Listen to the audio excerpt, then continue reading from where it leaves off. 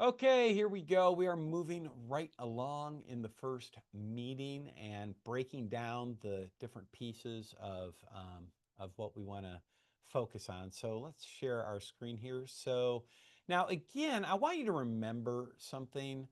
This first part, I've got 20 minutes minimum. If it takes the entire meeting to cover it, it's okay. It's okay. Uh, I really want to make sure though that you in a first meeting at a minimum, if you can get through at least part one and part two, that's really ideal. But if you can get through all three, that's great. Now, we say to people 45 minutes to an hour. You do not want to take more than an hour and 15 minutes. And this is the point where I think it's important to tell you that. If you're coming up on the hour, it's time to wrap up, right? It's time to wrap up.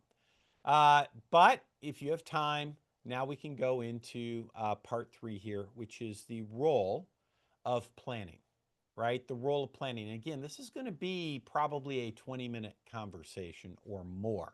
So the way I think about this structure is if you've got an hour, a couple minutes up here to get our upfront agreement, a couple minutes there, right? And then we're going to take maybe 20 to 30 minutes here. So we're like maybe 30 minutes in the meeting and we've got this one knocked out.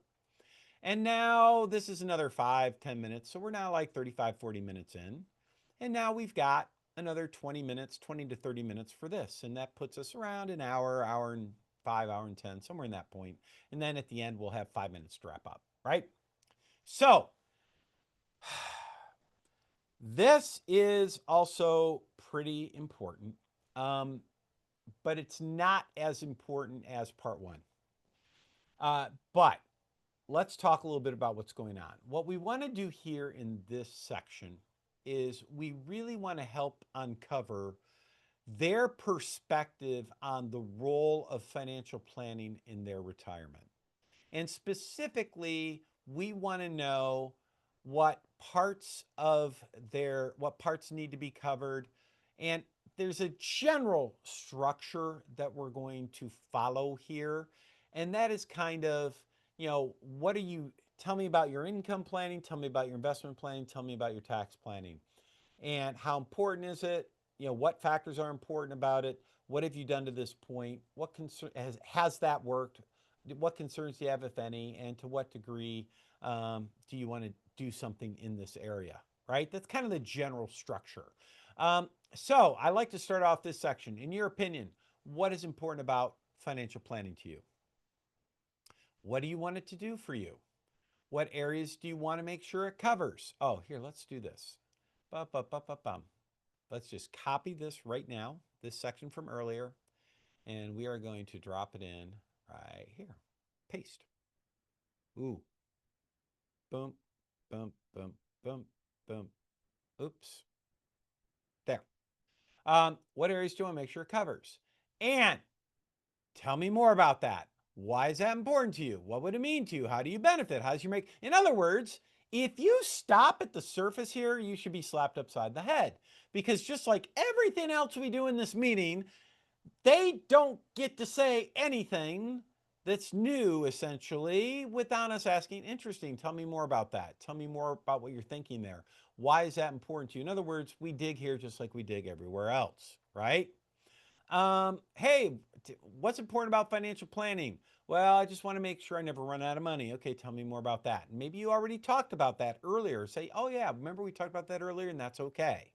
So, really, there's three big areas that we want to focus on when it comes to your planning: income, investing, and tax. So, why don't we start with income planning?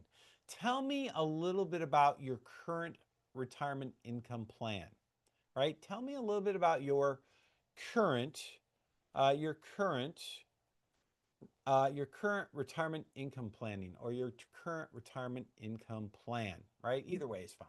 Ooh, sorry, bumped the microphone there. So tell me what you've done so far. What's your current plan? So what have you done to this point? Now, and they could say a lot of things. So tell me more about that. From your perspective, uh, what, what, how does this plan give you confidence? Like, what are you confident about with your plan? What concerns, if any, do you have about this plan? In other words, what could go wrong with your plan? With your plan? What could go wrong with your plan? Are you okay with that? Right? So, something that I want to share with you here, just a little quick story. My mother, oh God, my mother, for years complained about her knee. She had like bone on bone in her knee, and so she would limp because it would give her pain. Did she do so? What did the kids, myself, my brother, and my sister, we'd always tell her, Mom, just go in and get your knee replaced. And she never would. Why? Because while it hurt, it gave her pain. It was never enough pain to do anything about. It wasn't until like 10 years of pain before she finally is like, oh my God, this is killing me, where it got bad enough where she finally did something about it. Now, why do I tell you that story? The same is true with the prospects we're talking to. In a lot of cases, they've got pain, but until it gets bad enough, they're just not going to do anything about it. So, our job is to help them explore what that future pain might look like here so we can help them identify, hey, do we need to do something about this before we get to that point? Because guess what happened with my mother? As soon as she had that surgery, her knee replacement done, what do you think she said? One of the first things she said, oh my gosh, if I'd known it was this easy, I should have done this a long time ago. So I tell this story to people sometimes here just to say, look, I want to help you not be my mom. Let's not ever be in a place where we wait for something to get so bad that we have to do something like an emergency and then say, oh my God, I wish I'd done something about this a long time ago. Why not do it when we know we should do it? So that's what we're doing here. Tell us about your plan. Some guys will bring out these big spreadsheets. Hey, this is a really cool spreadsheet. Okay, now your job is not to say a word for a minute. And then I look at the wife and say, okay, your job is to tell me how the spreadsheet works, right? And guess what? She never can. And then he'll try to say something like, oh, she really knows how it works. I'm like, guess what? Listen, you need to understand something, Bill. You are me, and she is my wife, Becky. Because this is how my wife and I all the time. Like, look, I am really, really good with spreadsheets, just like you are really, really good at spreadsheets. But you know who we marry? We marry our opposites. And when I try to show my spreadsheet to Miss Becky, my wife, she's very nice and she smiles and she acts like she understands it. But if she had to explain it to anybody, she can't. Because you know why? Her mind doesn't work that way. And here's what's happening. The same with, Joanne here. Bill, look, you've spent the time, you've got this mapped out. You understand it. And no matter how you try to explain to her, that's just not how her mind works. She needs a different model to understand what's happening here. It's nothing that's look, it's nothing it's not that she's dumb or you're, none of this stuff. It's just her mind works differently. And Joanne, look, if we're honest, this is a safe place. You think I'm kind of on track here?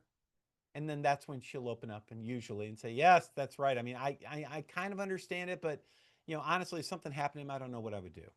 Right? There. That's okay. So are we okay with that? Because who's probably going to die first? Bill. So, Bill, are you okay leaving Joanne in a position where you feel like you've done the right job? I know you care because you spent all this time putting this together, but do we really want to leave in a place where she's kind of lost? Or would we rather leave in a place where she has confidence that at least she knows, okay, here's what I need to do next, right? So, having an income plan that she understands, what do you think? Is that something we should at least pay some attention to? And on a scale of 1 to 10, how important is that? Right? All right. Another question is good to ask when it comes to income. To what degree would you like to protect or guarantee your income? Note, for our clients, um, our approach, our approach is typically to protect as much as possible. How do you feel about that? Right? Tell me more. And I'm just going to put the little exclamation because guess what? Why would that be important to you? Blah, blah, blah. So tell me a little bit about your investment planning. Are you conservative, moderate, aggressive? What does that mean to you? How much are you okay losing in bad years? Dollars, not percentages. How did this retirement portfolio come to be? How was it built? Right? What is the purpose of the portfolio as currently structured? Right? These are all great questions to ask. How does this I mean, these are such good questions to ask, right? What's purpose is it currently structured? In your opinion, as you enter into retirement, what changes might make sense and why? Okay. Again, not your job to give an opinion right now. You are not to give any solutions or opinions. All you're going to do is ask how they feel about things. Next, tell me about your tax planning. Who does your tax prep? Who do you look for? Who do you look to for advice on tax planning? What would it mean to you to have someone reviewing your tax planning every year, right? But remember, dig, dig, dig. Why is that important? What have you done so far? Has that worked? What would happen if you don't make any changes? How would you benefit from planning? How would it make your retirement better? These are all questions you need to be asking in every step of this section above, right? So this part 3 act, here, let's get rid of that. Let's get rid of our wrap up down here. There, boom. So remember act 3 or part 3. Part 1, we're being, hey, how do you want retirement to be the best part of, what is it? Part 1 is all about how will your retirement be the best time of your life? It's very inspirational. Part 2, family, faith. Faith and family. These are core things that are important to a lot of people. Now, part 3 is how does planning help support the things that you already talked about in this meeting? Ideally, you're hitting on every one of these. And listen, I'm going to stop sharing for a minute because I think you get the idea. I want to share something really important here. There is nothing wrong with a first meeting going an hour and a half. I'm going to tell you that right now, loud and clear. If it takes you an hour and a half to get through all this stuff, there's nothing wrong with that. But if you tell someone at the beginning of the meeting that you got 45 to 60 minutes, does that work? And they say yes. When you get to that 60-minute point, you better stop right there and say, hey, heads up. We've gone about 60 minutes. We've got about 15, 20 more minutes of things to ask you. Do you have the time? Is that okay for you? Or should we stop here? And should we maybe schedule like a phone call or a Zoom meeting or something to knock out the rest of it? Let them tell you which approach is best, okay? Because you must get all of this information before you go to a second meeting. So if you have to do it in 2 parts, that's okay. But if they have the time, go ahead and knock it out right then and there. I know earlier I said, I don't want you going past an hour 15.